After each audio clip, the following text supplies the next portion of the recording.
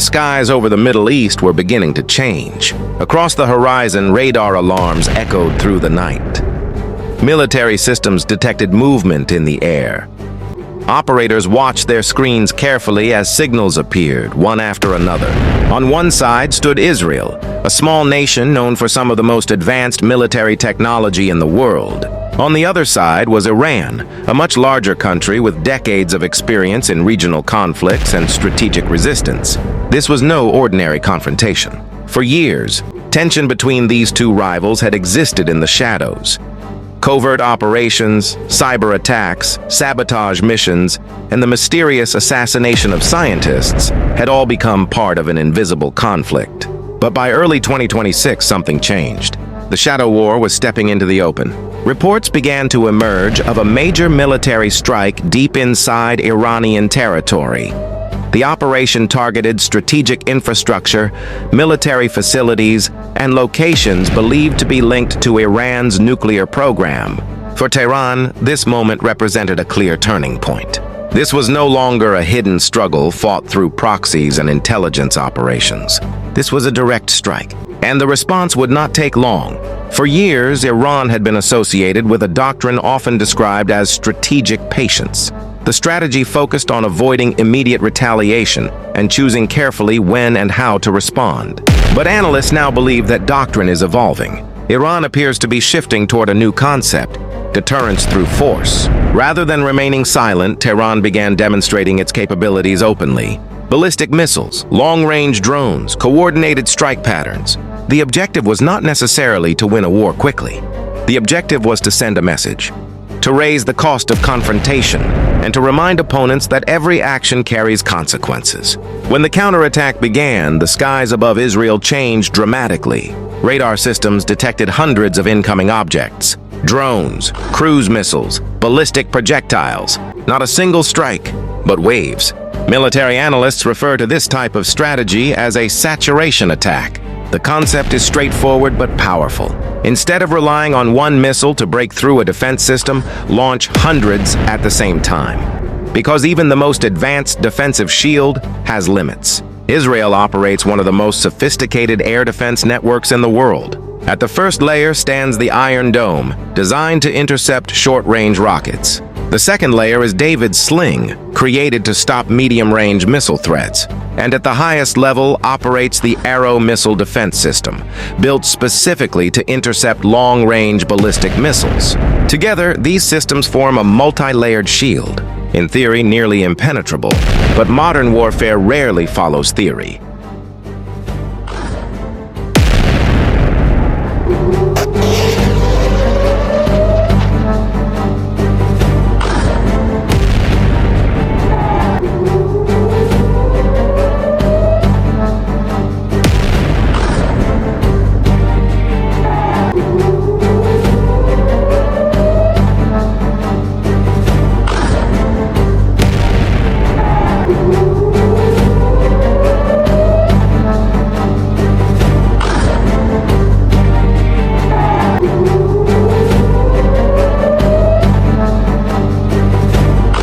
When hundreds of missiles and drones are launched simultaneously, even the most advanced defense systems are pushed to their limits. Many threats can be intercepted, but not all.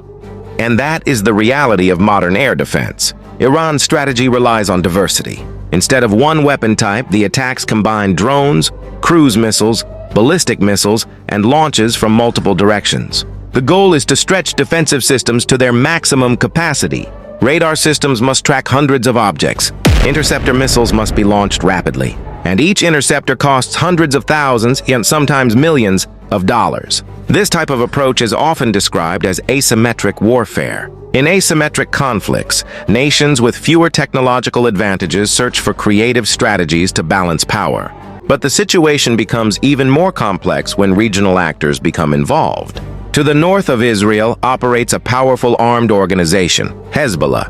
Over the years, Hezbollah has accumulated thousands of rockets and gained extensive battlefield experience. If Hezbollah intensifies its involvement, Israel could face pressure from multiple directions at the same time, and that dramatically increases the strategic risk. Behind Israel stands one of its strongest allies, the United States. But even inside the United States, the situation is complicated. Political debates are intensifying. Protests have appeared in several cities. Some citizens question deeper involvement in Middle Eastern conflicts, while others argue that alliances must be defended. The discussion continues inside the political system. Meanwhile, the broader Western alliance is not completely unified. Within NATO, several governments have adopted a cautious position. Some nations prefer diplomacy and de-escalation rather than direct military engagement. This hesitation reflects a deeper concern. A regional war in the Middle East would carry enormous consequences. One of the central issues behind the confrontation is Iran's nuclear program. Israel and several Western governments believe Iran may be moving closer to developing nuclear weapons. Tehran strongly denies this accusation. Iran insists that its nuclear program is intended solely for civilian energy production and scientific research. The situation is monitored by the International Atomic Energy Agency. Inspectors have reported concerns about high levels of uranium enrichment, but the broader picture remains complex and politically sensitive. Yet behind the military strategies and geopolitical calculations lies another reality, the human reality of war.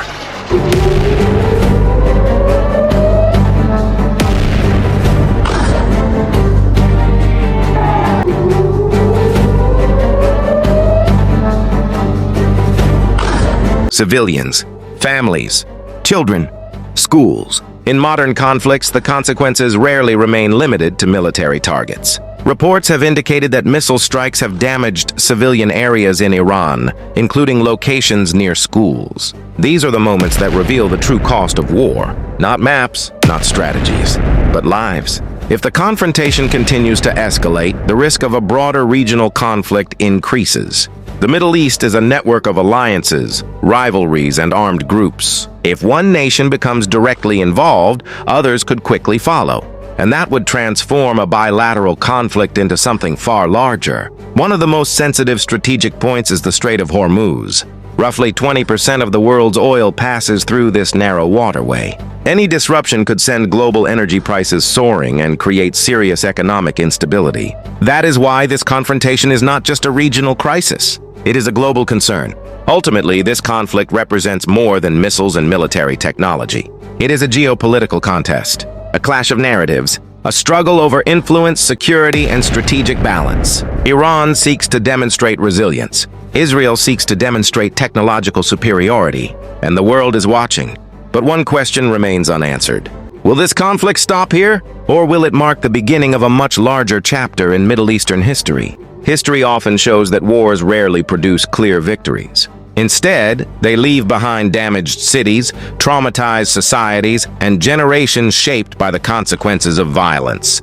Perhaps that is the greatest lesson of conflicts like this. Because in the end, this crisis is not only about weapons. It is about people, about the future of an entire region, and about the stability of the global system. Every country involved has its own narrative. Every government has its own strategic interests. But behind those interests are millions of ordinary people who simply want peace, a younger generation that should be focused on education, opportunity, and building a future, not living under the shadow of missile sirens. And that is why conflicts like this remind the world of a fundamental truth. Military strength may win battles, but only diplomacy, dialogue, and wisdom can prevent long-term destruction. So now the question remains, does humanity truly learn from history? Or does it repeat the same cycle again and again? What do you think? Will this conflict remain contained, or could it escalate into something far more dangerous? Share your thoughts in the comments. And if you enjoy in-depth geopolitical analysis like this, don't forget to like the video, subscribe to the channel, and activate the notification bell. Your support helps this channel continue to produce thoughtful, balanced discussions about global conflicts and international affairs.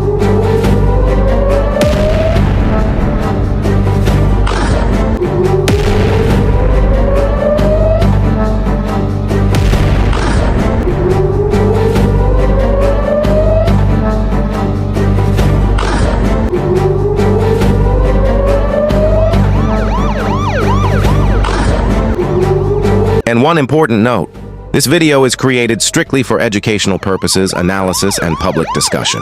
The information presented is based on international media reports, geopolitical analysis, and open sources. This channel does not support violence, war, or propaganda from any side. The goal is simply to help viewers understand the complex dynamics shaping our world.